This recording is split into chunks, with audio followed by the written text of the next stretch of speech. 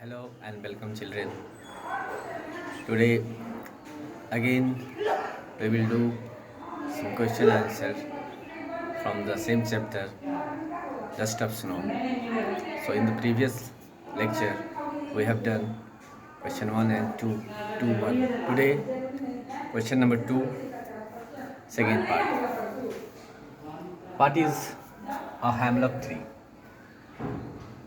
So, you know what is an hemlock tree? It is a poisonous tree. Why does the poet write about a more beautiful tree? Why he does not write about more beautiful trees such as maple or an oak or a pine?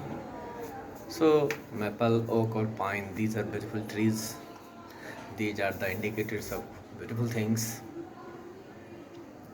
But here, poet does not want to so that beautiful is beautiful. Beautiful things are beautiful. A thing of beauty is a joy forever, kids. But here, even the trees which is not regarded as a signifier of good thing proved good for him.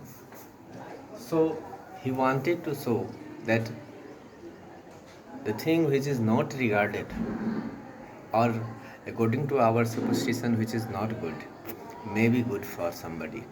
Nothing is bad for everybody and all the time. Listen to third part. What do the crow and hemlock represent? Joy or sorrow? Answer you know very clear.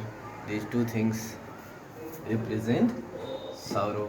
What does the dust of snow that the crow shakes off a hemlock tree stand for? So this dust of snow that crow shakes off from the hemlock tree stand for good experience here. That good experience made poet's day beautiful. Before that, he was feeling sad, and this incident made his day very good, very beautiful day. Question 3. Have you ever been times when you felt depressed or hopeless?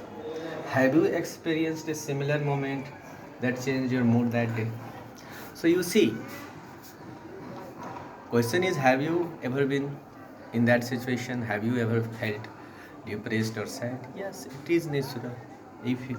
If I am a human being, if you are a human being, any human being feels someday, for some reason, everybody feels sad and depressed.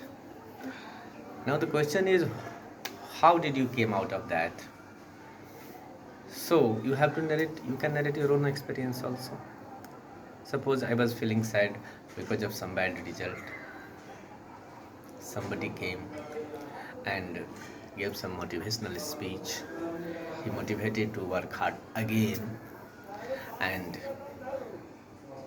he told me some failure stories of great people who were not successful in their childhood. So when I heard those stories of great people like APJ Abdul Kalam, like